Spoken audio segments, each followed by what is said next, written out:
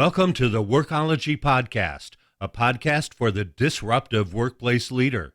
Join host Jessica Miller-Merrill, founder of WORKOLOGY.com, as she sits down and gets to the bottom of trends, tools, and case studies for the business leader, HR, and recruiting professional who is tired of the status quo. Now here's Jessica with this episode of WORKOLOGY. Programmatic ad buying and job targeting in recruiting is quickly becoming one of the most effective ways to target and engage a very specific candidate, relying on different job boards, search terms, and strategies. According to the Boston Consulting Group, advanced programmatic techniques garnered a 32% decrease in cost per action, or CPA, as much as a 200% improvement in action rates for clicks and view-thrus, and up to a 70% reduction in cost per click, CPC, and cost per view, CPV. Programmatic in many ways offers a lower cost per hire and allows you to quickly target candidates in different ways that are different than a traditional job posting. I'm here to get you up to speed on the subject with my friend Jack Russell. Jack is a business analyst with the Advance Group. Jack, welcome to the WORKOLOGY podcast. Thank you, Jessica. Great being here. Can you talk to us a little bit about your background and how you ended up in recruiting and talking to me today about programmatic? Yeah, most definitely, and happy to be on here. So I started actually working at Career Builder, where I worked on a few different projects as an intern, and that's kind of where I began to get into the recruitment and human capital space, but then also the advertising space. So after that, I joined the company Paylocity, and they do payroll and HRIS systems. And then from there, I realized that I wanted to go more into the staffing and job board world. So I jumped into staffing and worked at a staffing company for approximately 7 months before, and I was doing a bit of full desk, mainly sales though. And then I rolled into the position that I have here after doing a lot of research into new recruitment technology.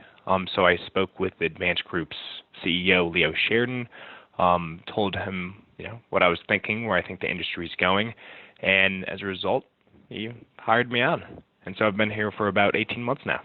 What kind of projects are you working on over there? So there's a few different ones. I'm able to kind of dip my foot in to multiple areas here, both on the technology and operations side. So one of my primary roles is to understand the recruiters that we have working for our 4 different businesses. And Advance Group is made up of the 4 companies of Advanced Resources, Advanced Clinical, Wonderland Group, and Advanced RPO. And so my primary role was to sit down with a lot of recruiters and leadership and just to understand their process. So I built business maps around the recruitment process. I asked questions around the technology that they use currently and have used in the past, and then created a report to identify some of the gaps in our data. And within any recruitment company, you'll notice those anonymities.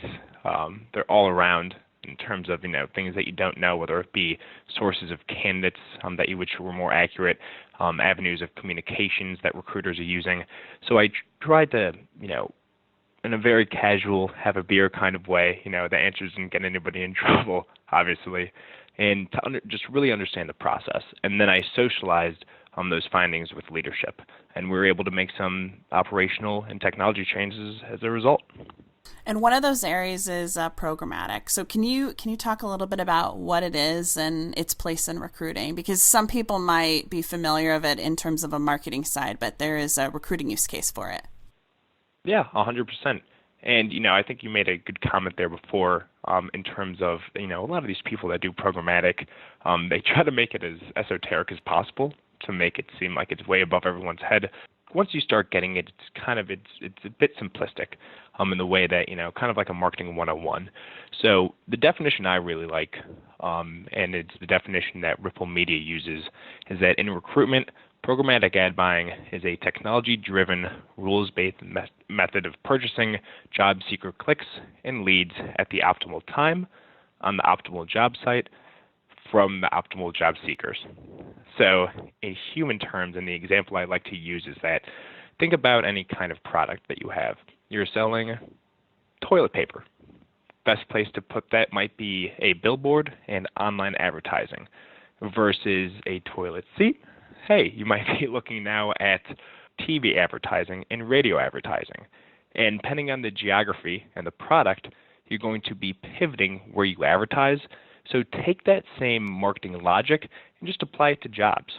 So if you're looking for a financial analyst in Chicago, it might be the best times to post is Monday through Thursday on Indeed, Beyond, and with Google AdWords. However, if you're looking for a biostatistician in New Jersey, well, now you're looking maybe at Medzilla, you're looking at jobs to careers, and maybe you're pushing Facebook advertisement. So it's taking that logic there and in a systematic way, and they would say programmatic way, creating rules of where and how to bid based on the job to particular sources. So you mentioned rules of how to bid, which is fundamentally different than job posting. Can you talk through the bidding process and how that works? Absolutely. So the number, to use consistent terminology here, there's 3 types of advertisements as it relates to job ads. There's the posting, and that's kind of the billboard model, that you put it up there and it's up for 30 days no matter what. You pay defined price, so let's just say $50, and whether you get one posting or 1,000, you're still paying just for that initial posting price of $50. Then and that's what's deployed by, we see with Monster, a lot of niche boards, Career Builder. Then there's the job slot, which is you have an opening. It's a parking spot, and you can put whichever car you want in there. So in which case you could put whatever job you want in there, but you only have one parking spot. And that's something that we see that's deployed by Dice, LinkedIn, where you could say, hey, I have this, an admin assistant role that I need filled.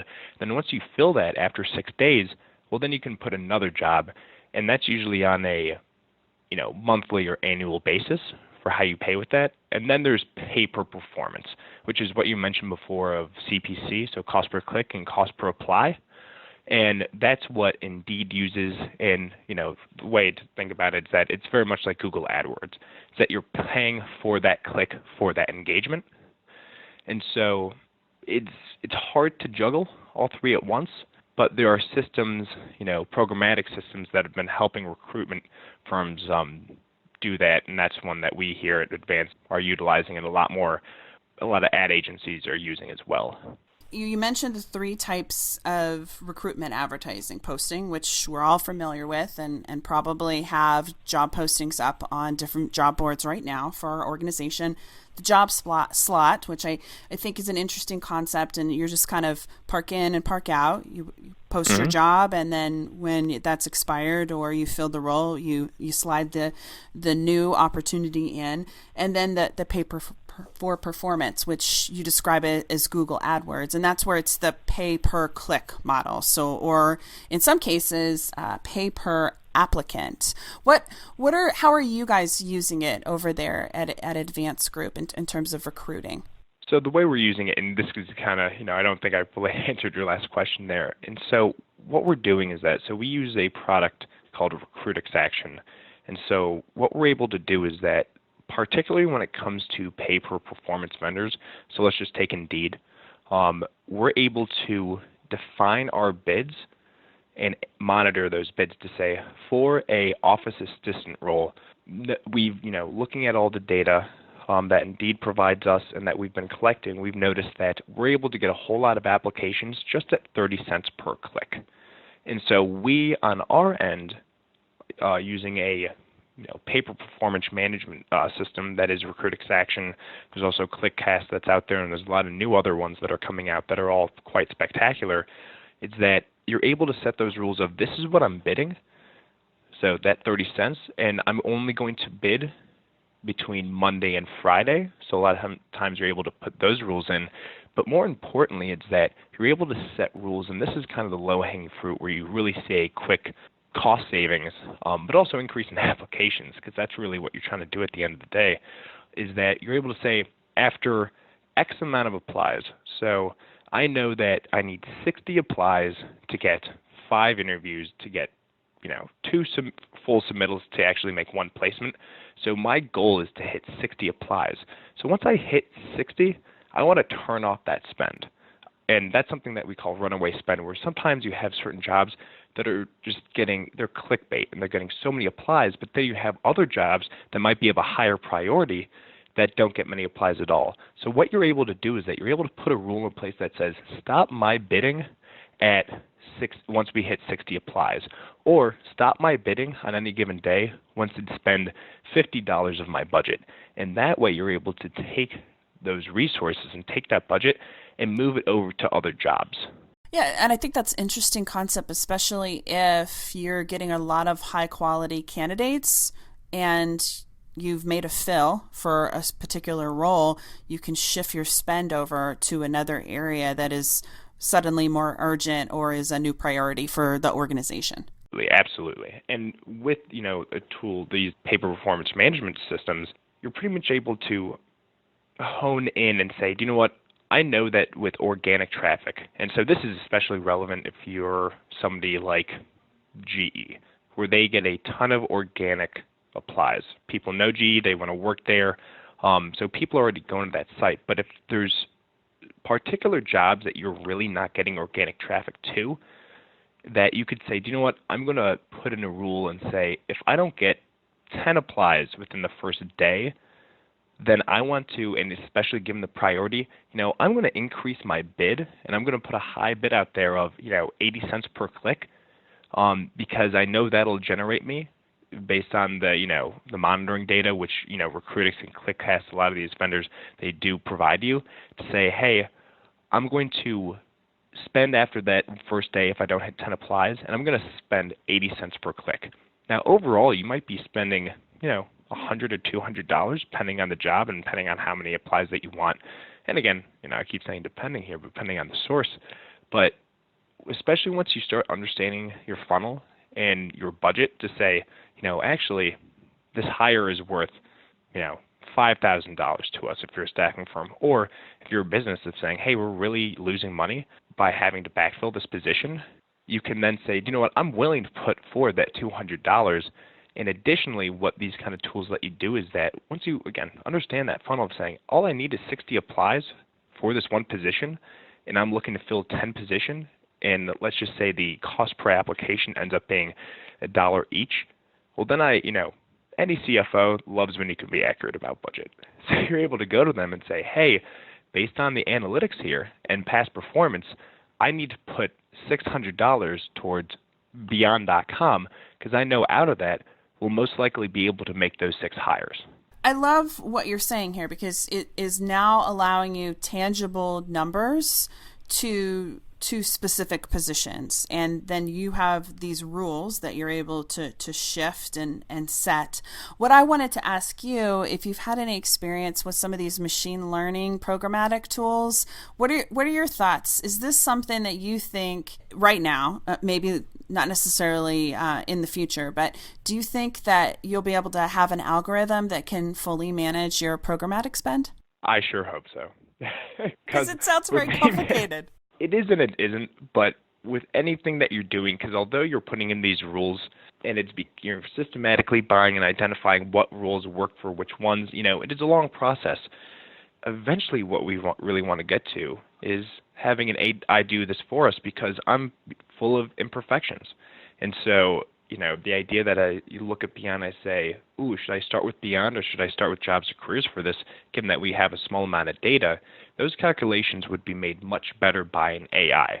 And so what we're starting to see here is that the ZipRecruiters of the world, jobs to careers, there's a few other ones out there where they're already kind of doing this, and that's kind of what they flaunt is that they say, hey, post on ZipRecruiter and we know the best places to put that job.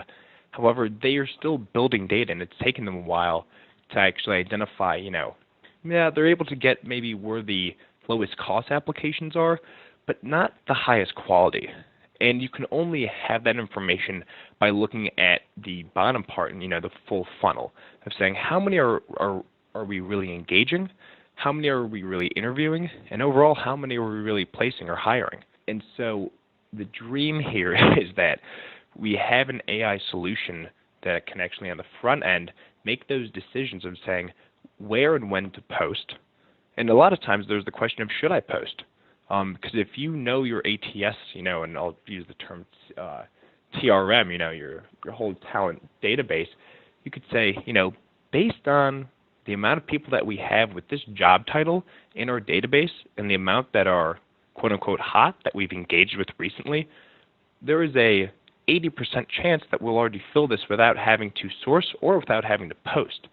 And then you pivot a bit to the right and you say, all right, what if that percentage of saying, can I fill this with my database applicants based on a kind of advanced semantic search that the ATS does for you? You say, all right, then you get to the kind of that next question of saying, the next crossroads, do I post or do I source? And then the hope, though, is that we have the AI or a business intelligence tool that can say, hey, every time we post an admin assistant role in Chicago, we get 100 applications if you use these 3 sources. We're sourcing where we say, you know what, our percentage of getting these, if they're new candidates to our ATS, which means that you just source them and manually put them in, that it's like, that's getting around 20% in terms of our success rate. So let's go forward with posting. And then that's where that AI comes in to say, you're not going to have, your buddy Jack here that's turning the knobs and telling it where to post, but it's saying, I know where to post. We have, thousands of records and years of data around what sources work best that get us the most qualified or quality candidates based on engagement rates, interview rates, and placement rates. So I'm going to post this on Career Builder, and I'm going to post this on Jobs and Careers, and then done.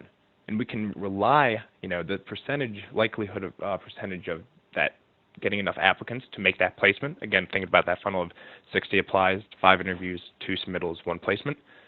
Then you have a hire, and you're saving yourself time, your recruiter's time, and you're much better managing your budget.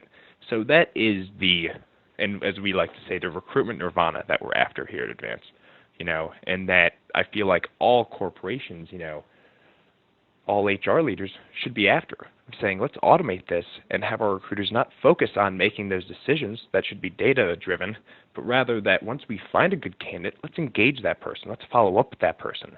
And then on the back end, suddenly you're going to see those famous, Yelp and Glassdoor reviews of saying, I apply, and they didn't get back to me, and it's a negative. And as a lot of companies know, if you don't get back to an applicant, that's possibly losing a customer as well. That's something that I believe one of the heads of, again mentioning GE, I believe stated recently at TA Tech, that you're losing a customer. So that engagement is really important, and that's where I think the recruiters really should be sitting.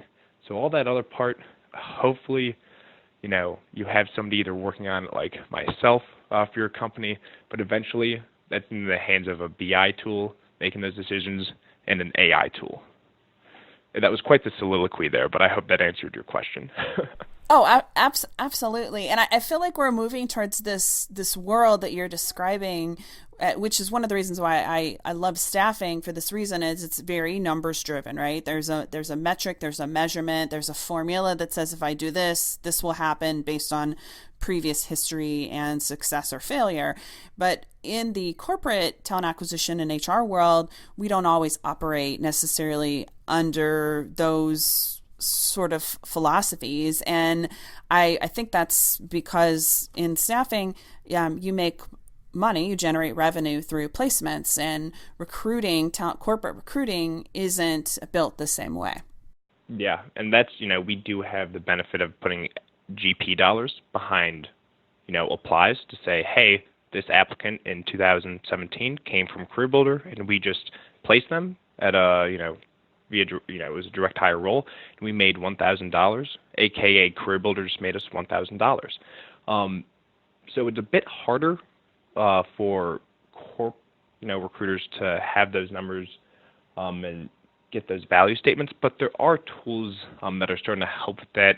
I was just talking with an HR leader. I just got back from Arizona, and she mentioned a company I believe was called Vizier that helps, and it takes information from ATSs to say how long has the person been on the job, what has their, I think it incorporates PI maybe, but I might be mixing up hierarchy there. But then it also says, hey, what have their ratings been in terms of their reviews, how's their work been? And it's a bit easier for sales, I believe, because you can actually say, hey, how successful is this person being compared to a back office. But there are tools that are coming out to help that in terms of when you don't have a GP dollar to associate with a hire. There are a whole lot of other variables that are equally, I'd say, as helpful. Let's take a bit of a reset. This is Jessica Miller-Merrill, and you're listening to the Workology podcast. Today, we're talking about programmatic recruiting with Jack Russell. All right, let's get back to it. What advice do you have for somebody who's just thinking about dipping their toe into the programmatic waters? Where should they go? What should they do? Any suggestions that are going to help them be more successful? I guess I'll answer that in two ways, and it's based on, depending on the audience. If you're a smaller recruitment firm, or if you're a small business, let's just say, so you're not doing much recruiting, you're maybe hiring one person every few months or less frequently, I would focus my attention towards the ZipRecruiters and the jobs to careers of the world. Jobs to careers now, they're coming out with some tools that they tell you the budget that you need to get a certain amount of applications. And so I guess first step, look at your last 5 placements and just take a look at them and ask your recruiter specifically, how did you find these people?